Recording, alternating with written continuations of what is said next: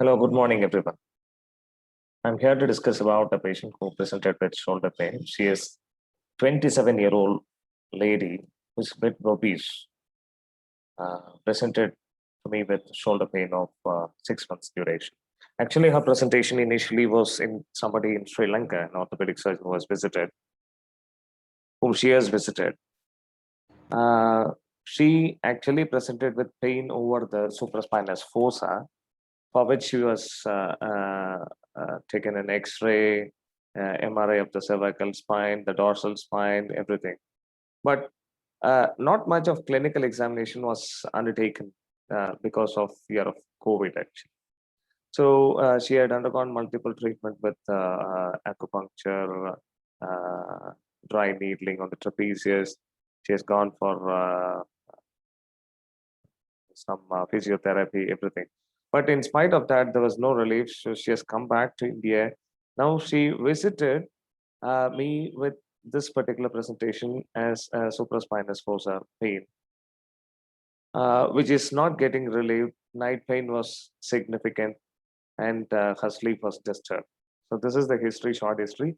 There's no history of diabetes. There's a little bit of a history of snoring in the night, for which she used to lie on one side. That's probably the only positive history which we could elicit. Okay. So as per the clinical examination goes, the impingement test was positive. The Near-Hawkins Kennedy test was positive. Other than that, there was no significant it's like finding clinically. So it's always good to have a good sonological correlation of the clinical findings. We moved on to doing a sonological examination. Okay, with the patient in the sitting position, what I have done here is try to image the biceps tendon in the groove, the bicipital groove, which looks very normal, means like very normal. There is no sign of tendinitis or tenosynovitis around the biceps tendon. So looks very normal both clinically as well as sonologically. Secondly, moving on to the examination of the supraspinatus, see the bird's beak appearance on the long axis, the supraspinatus tendon there.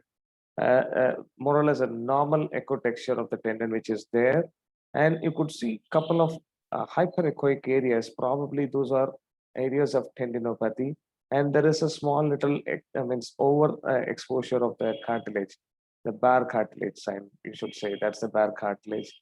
So probably an old tear which was there and which is healing now. That's the reason for the pain. And you could see there is a prominent little subacromial subdeltoid bursa. There's a deltoid, there's a subdeltoid bursa. So probably there is a tear at the cortical surface. Probably there is a tendinopathy inside the tendon, and there is a subacromial bursitis. Okay. Then slightly moving the probe anterior to posterior. Always try to examine this. The anterior to posterior moving of the probe, you could see there is a, a tear, a couple of tears there, very small ones rather, a little bit away from the cortical surface. So these are probably the sources of pain which she is presenting with. Okay. Then again, examining the tendon, that the anterior posterior movement of the probe is very much essential to identify where exactly, how much is the tear, and quantify the tear. So this, then moving on to the short axis view of the supraspinatus, you could see there is a bare cartilage sign there is seen. There is a cartilage which is enhanced, probably because of a partial surface tear, partial tear of the supraspinatus there. And you could see the convexity of the three structures, the humerus, the supraspinatus, and the deltoid, which is preserved. Okay. So partial thickness tear of the supraspinatus. Again, moving the probe anterior to posterior, try to visualize the bare cartilage there. There is a small little bursa there which is existent just below the deltoid, the subdeltoid bursa. Okay. Then we move on again to visualize the supraspinatus here. Okay. The area of concern and interest is the supraspinatus, which you keep examining there. Try to visualize this bare cartilage. Try to see this area, which is slightly hyperechoic, just close to this bare cartilage. Probably areas of tendinopathy. there was a tear probably, which is healing. And now after healing, it has become an area of tendinopathy. Okay. Now try to visualize the subscapularis, the coracoid process, the subscapularis. Okay. You could see small specks of calcification, which are signifying old uh, tear, and now it is an area of chronic inflammation. Now try to visualize the AC joint. The AC joint, you could see it's wide open. You could see areas of supraspinatus there. So it's a normal looking AC joint, right? After looking at the AC joint, it is time to look at the supraspinatus away from the AC joint. Try to do the sonological impingement test. Okay. There is no, as such, there is not much of impingement, except that that small little bursa which was prominent there, which is getting impinged onto the hook of the acromion. Okay, this is where the impingement occurs. So probably that is one source of pain. Then there is another thing which we need to look at is the coracoid process and the subscapularis here, particularly with the limb in external rotation, the shoulder in external rotation. You could see there is a small little bursa there. Okay, whether this bursa is there without any external rotation? No, there is no bursa which is evident on neutral position.